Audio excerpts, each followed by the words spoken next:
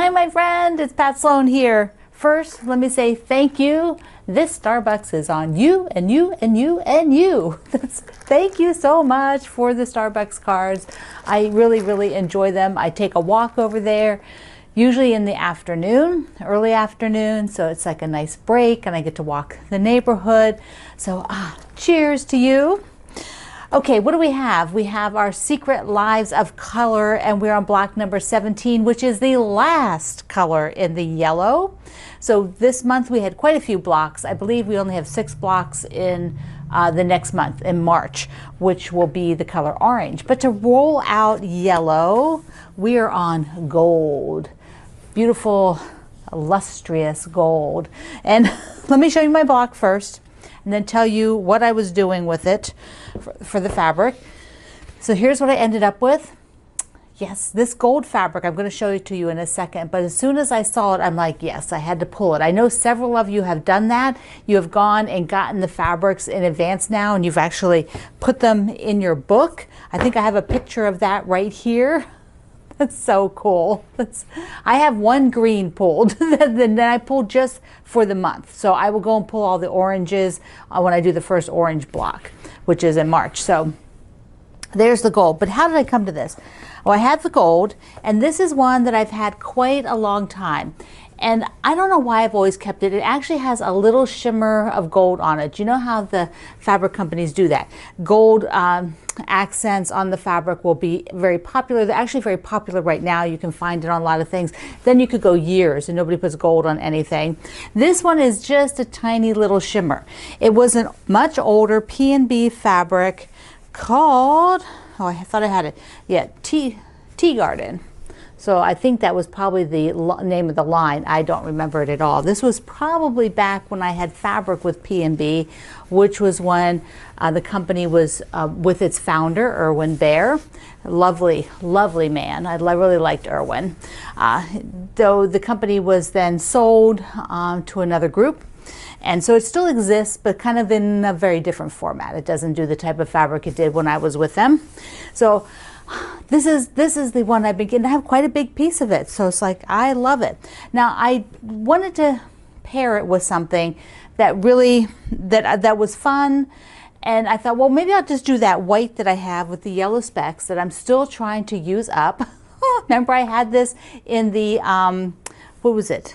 Did I do it in, not in Home Is? No, I did it with Happy Everything. Yeah, Happy Everything. I was trying to use it up. I still have quite a big chunk, but it just didn't feel as that. I mean, it was nice and it really popped. The gold fabric popped, but then I thought, oh, I really like this. So this was a cotton and steel called Freshly Picked, and those ladies now are Ruby Society. For those of you who follow designers, and so sorry for hitting the mic. So I wore my favorite gold necklace right here. I wore a gold ring that was my mother-in-law's, and found some gold earrings, which I really need some real gold earrings. You know, I need to do that. These are, I mostly wear silver or white gold, but I just need some really gold earrings. Okay, so that's enough on that. I digress, way down the road. So there's our block for today. Okay, what else we have? Flapjacks. I want to talk about flapjacks a little bit. And I want to show you some of your flapjacks that you've been sharing over in the community page, Quilt Along with Pat Sloan at Facebook, which is public. Any of you can come there. You can be a visitor. You don't have to be a member of Facebook. You just come and look. You can post as a visitor just like you would on a blog. It's super amazing. But I have a group of yours, which I'm going to show in a second. But let me first talk through what I'm doing with mine and where I'm at. So first of all, there we go. I did another group of them. This is half of it.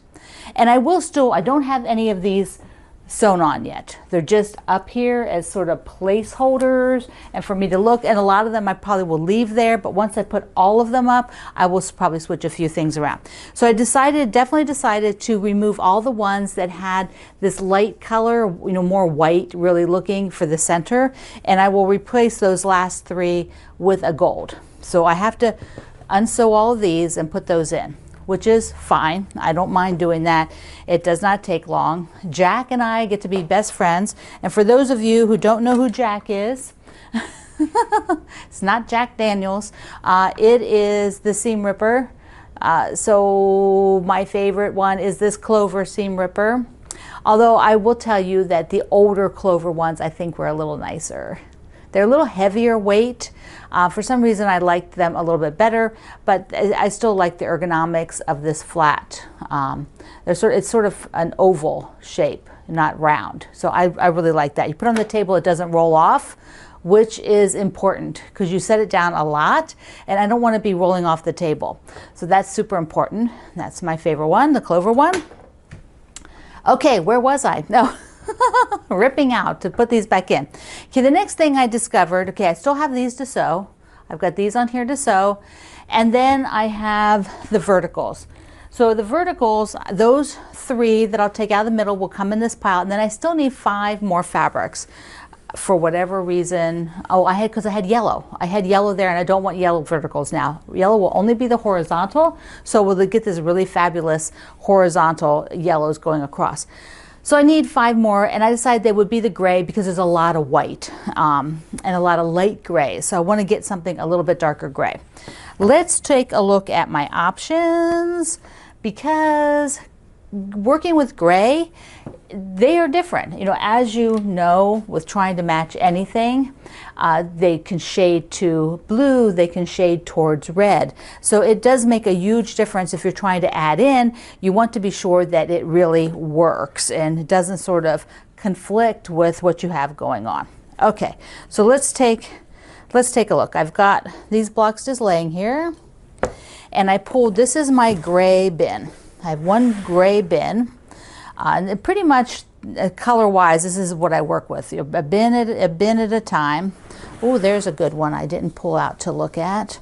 All right, let me get that one too. Okay, so I sort of put these in a pile so we can go through them. Now, I could go darker, but I'm thinking if I go dark like this, it's just going to be a dark hole. You know, it's just too dark and it gets like the black. So it's because this black is more of a charcoal because it has a lot of gray in it. So these are too dark. And this one is also too dark. Plus it has other colors. And I really don't want those pops of other colors. Okay, so what else do I have? I thought I like the pattern and having yellow or white in the pattern would be good. So I found this piece, which the problem is it's the wrong gray. It's too blue. Now you may not see it as much, but I think you probably can. This is too blue. This is a more yellow gray is what I would call it. And it even can come more like a brown sometimes, depending on what you put it against. So this is too blue and this is too blue. It would have been perfect, but this one feels like, actually feels blue when I put it next to there. It's like a blue gray. If you put it next to similar grays, it works great. Like it works really good with this one. Okay, so the other thing would be to use the grunge, which is a Moda fabric line that has a lot of texture like this, so it doesn't read solid. And I have some of the yellows with this fabric, and this is perfect. It's a perfect tone. It'll work just fine. But I thought, you know, I really, from a distance, these tend to look solid. So I would prefer something with some pattern. So I found this, which works perfectly. And then and there's not much of it. Then I found this one, which also works perfectly. It's actually really like the same shade of gray. So that's really good. Then this is one I just pulled.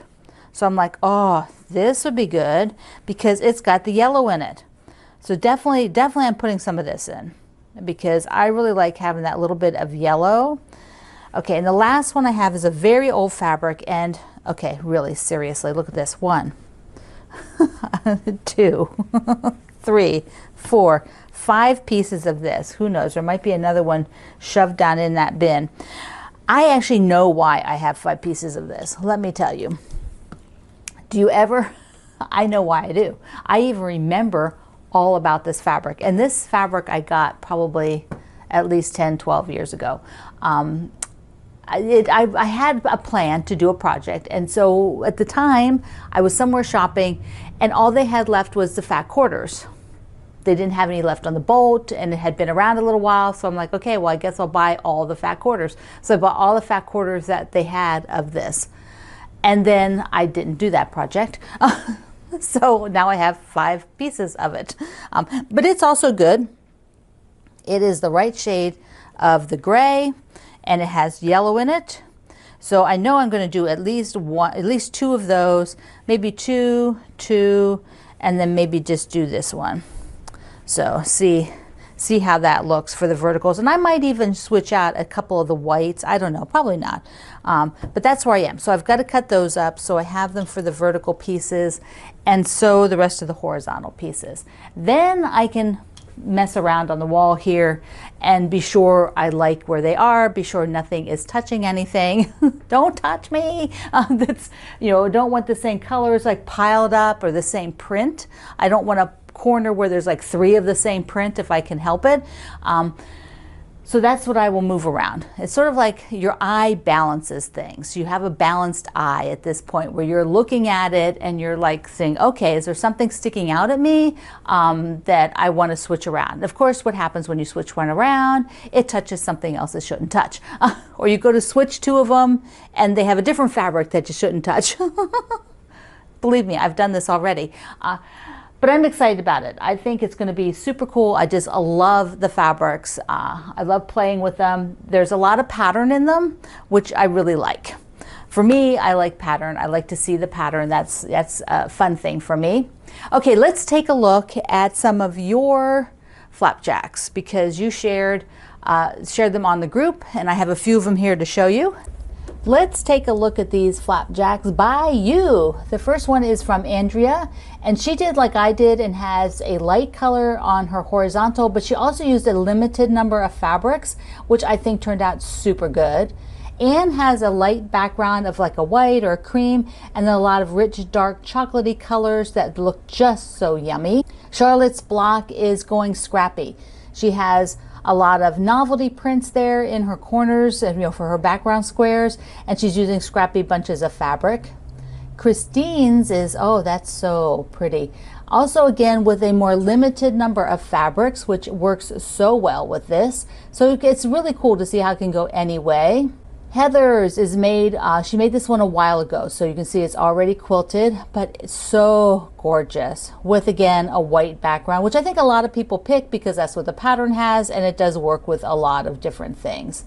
Jill's is this beautiful pastel, just so pretty. Love those pink ginghams. Here's a block, a test block from Karen.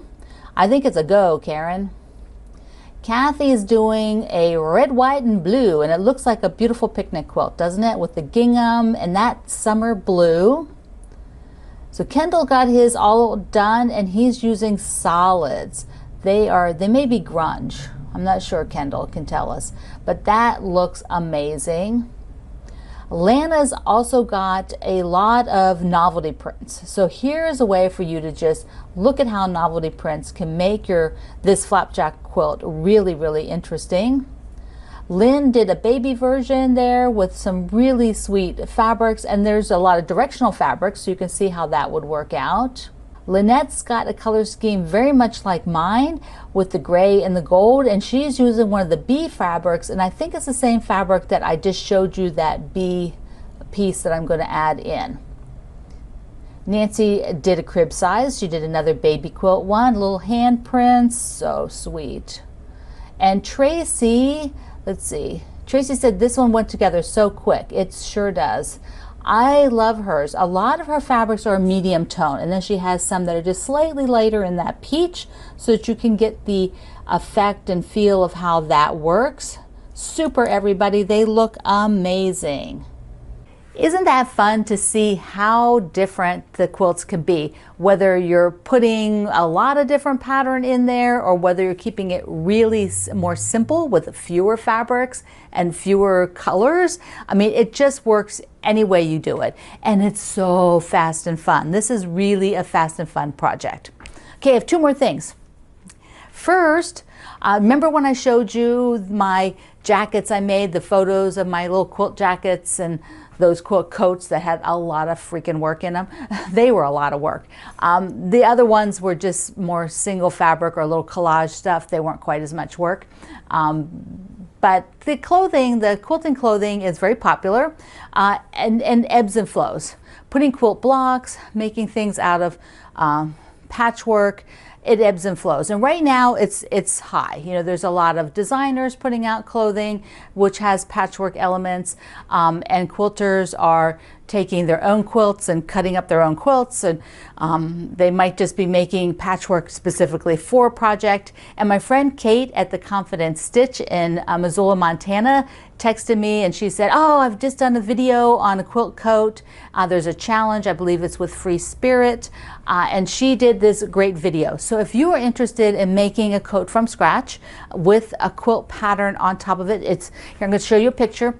It's like scalloped. It's just fabulous. It looks gorgeous. Kate is very good at clothing, and so her video goes through all the parts of it. This is the same shop. Kate's the same one that had the Montana mittens that I did. So you can go over there and watch her video. There's also a link below because at her website there's some of the stuff that she used, the things that she used, the pattern that she used. I think it looks really nice and it looks really good on her. So that's something, if for those of you interested in that kind of a thing, that you can go out there and check it out. Okay, and we have the royal we. I did the March calendar. Dun, da, da. So there's lots of fun things. The calendar has 2 pages. So the second page shows the projects in progress, or that we're starting in March. So basically it's the same number of projects because we kind of finish 2 and add 2, and then some future things. And then on the calendar are where I talk about the projects, and then some other fun stuff. Like I do certain days of the week, I put little icons to show you, because I'll talk about something, whatever is something fun for that day. It is also Quilt Day, March 19th, Saturday, March 19th is World Quilt Day, and there is a quilt thing that'll be happening that I'll be doing with the Fat Quarter Shop, and it involves layer cakes. So if you own a layer cake or have enough fabric to cut up your own with 10-inch squares, it'll be super fun. And I believe they'll have like a contest and some other stuff with it. They always do some sort of thing for Quilt Day. And it's also Quilt Month. You know, of course, for us, every month is Quilt Month. But, but the 19th is a specific day. So there'll be sewing and a kickoff and a video from the Fat Quarter Shop. So it'll be super fun. So I'm looking forward to it. Of course, we have St. Patrick's Day, and if you are even a little bit Irish, then you will be celebrating like me, because my last name, Sloan, spelled with no E, S-L-O-A-N, is Irish. Greg's family, when we traced it back, it was an Irishman who brought that name over to the United States and gave it to his family. That's where his family is generated from. And on my side, there is some Irish on my mom's side. So I always feel lucky in March. Okay, you will make your last block in the yellow section. It's all about gold, baby, gold. And then download your calendar, okay? I'm excited to wrap up February. I know. We still have Monday, video Monday for February, and then we can wave goodbye to February and head into March. So I love you. Mwah. Thank you for being here in the Sloan Zone. I will see you online.